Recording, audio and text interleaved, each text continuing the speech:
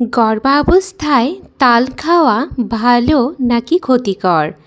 তালের উপকারিতা, অপকারিতা ও সতর্কতা গর্ভবতী মায়েরা আজই জেনে নিন। গরমের মৌসুমে তাল অনেকেরই খুব পছন্দের একটি ফল।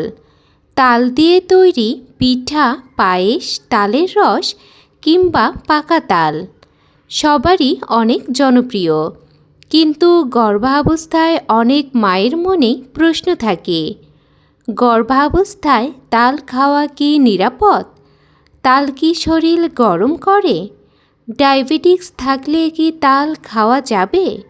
বেশি তাল খেলে কি কোনো ক্ষতি হতে পারে?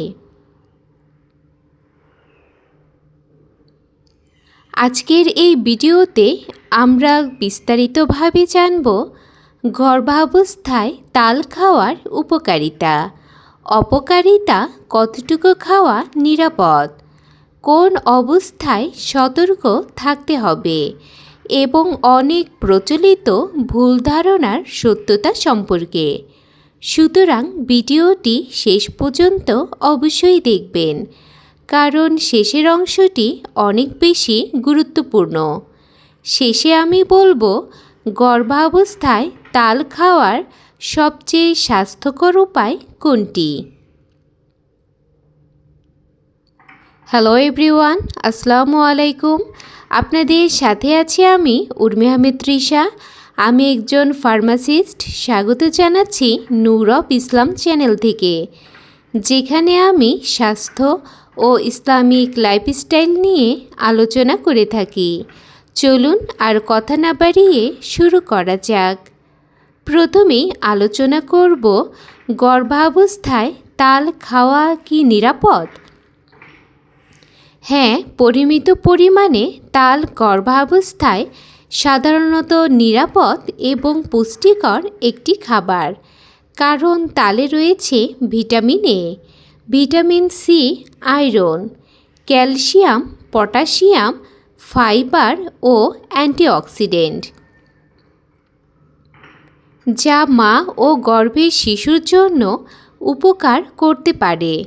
তবে অতিরিক্ত তাল খাওয়া বা অতিরিক্ত চিনি মিশিয়ে খাওয়া কিছু সমস্যার কারণ হতে পারে। এবার আলোচনা করব তালের পুষ্টিগুণ সম্পর্কে। তালে আসলে কি কি থাকে? তালে রয়েছে ফাইবার, প্রাকৃতিক carbohydrate, vitamin A, vitamin C, potassium, calcium ও অ্যান্টিঅক্সিডেন্ট। এইসব উপাদান শরীরকে শক্তি ও পুষ্টি দিতে সাহায্য করতে পারে। এখন আলোচনা করব গর্ভাবস্থায় তাল খাওয়ার উপকারিতা সম্পর্কে। 1. শরীরে শক্তি যোগাতে সাহায্য করতে পারে। তালে প্রাকৃতিক কার্বোহাইড্রেট থাকে, যা শরীরে দ্রুত এনার্জি দিতে সাহায্য করতে পারে। 2. কোষ্ঠকাঠিন্য কমাতে সহায়ক হতে পারে। গর্ভাবস্থায় কোষ্ঠকাঠিন্য খুবই সাধারণ একটি সমস্যা। তালের ফাইবার হজম ভালো রাখতে সাহায্য করতে পারে। 3. রোগ প্রতিরোধ ক্ষমতা বাড়াতে সাহায্য করতে পারে। ভিটামিন সি শরীরের ইমিউনিটি ভালো রাখতে সহায়ক হতে পারে। 4. চোখ ও ত্বকের জন্য উপকারী হতে পারে।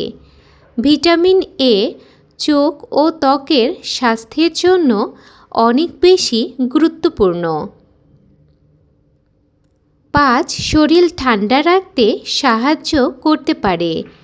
অনেকের মতে পরিমিত তাল গরমের সময় শরীরকে সতেজ অনুভব করাতে সাহায্য করে।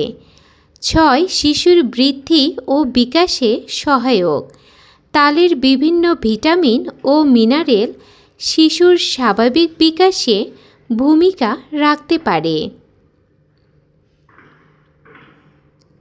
এখন দেখে নেওয়া যাক গর্ভাবস্থায় বেশি তাল খেলে কি কি সমস্যা হতে পারে। 1. পেট খারাপ। অতিরিক্ত তাল খেলে গ্যাস, পেটের ব্যথা ও ডায়রিয়া হতে পারে। 2. রক্তে সুগার বেড়ে যেতে পারে। তালে প্রাকৃতিক চিনি থাকে। অতিরিক্ত খেলে ডায়াবেটিস থাকলে সমস্যা হতে পারে। 3. ওজন বাড়াতে পারে। তাল দিয়ে তৈরি অনেক খাবারে অতিরিক্ত চিনি থাকে, যা গর্ভাবস্থায় দ্রুত ওজন বাড়াতে পারে। 4. গ্যাস্ট্রিক বা অস্বস্তি। অনেক বেশি খেলে বদহজম বা বুক জ্বালাপোড়া হতে পারে। এখন আলোচনা করব, গর্ভকালীন ডায়াবেটিস থাকলে কি তাল খাওয়া যাবে? হ্যাঁ, তবে সীমিত পরিমাণে। তাহলে কিভাবে খাবেন? অতিরিক্ত চিনি ছাড়া। একসাথে বেশি তাল খাওয়া যাবে না। পিঠা বা মিষ্টির বদলে পরিমিত তাল খেতে হবে। এখন আলোচনা করব, গর্ভাবস্থায় দিনে কতটুকু তাল খাওয়া সাধারণত নিরাপদ এবং উপকারী। পরিমিত পরিমাণে তাল খাওয়াই সবচেয়ে ভালো। অল্প পরিমাণে, যেমন সপ্তাহে 1 থেকে 2 দিন খাওয়া, সাধারণত নিরাপদ ধরা হয়, কারণ গর্ভাবস্থায় অতিরিক্ত কিছুই খাওয়া ঠিক নয়। এখন দেখে নেওয়া যাক, গর্ভাবস্থায় খালি পেটে তাল খাওয়া কি ঠিক? খালি পেটে বেশি তাল খেলে কিছু মায়ের, যেমন গ্যাস, অস্বস্তি ও বুক জ্বালাপোড়া হতে পারে।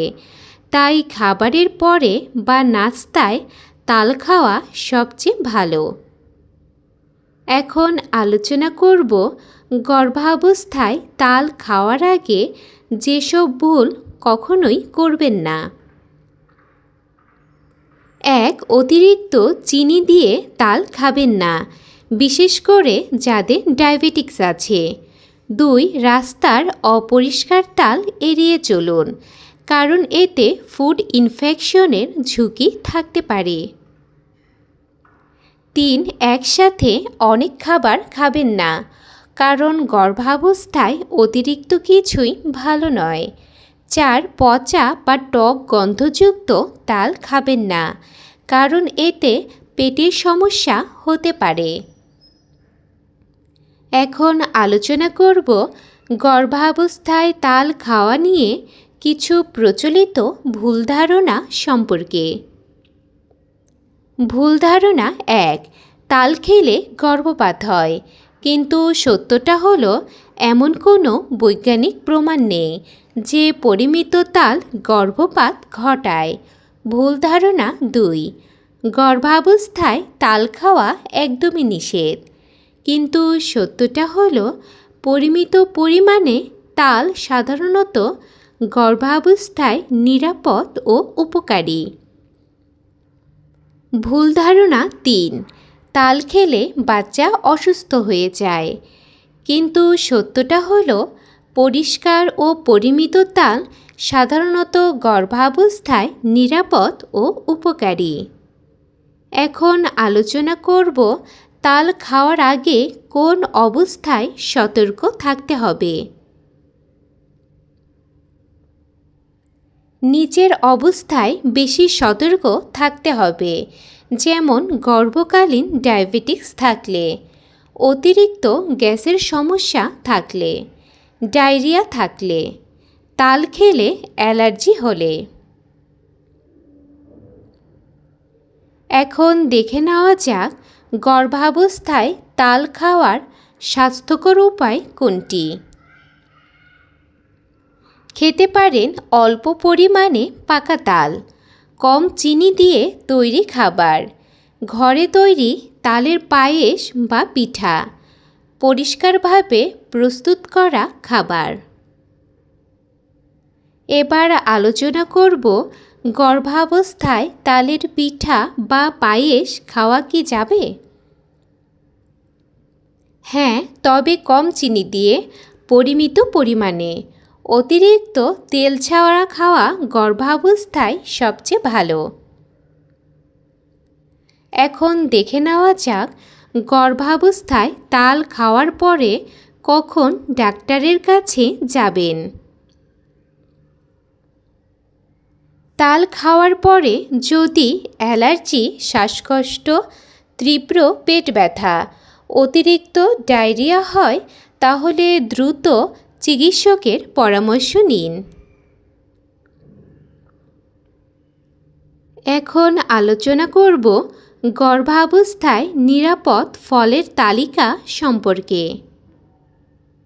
সাধারণত নিরাপদ ফল যেমন আপেল, কলা, কমলা, পেয়ারা, ডালিম ও নাশপাতি।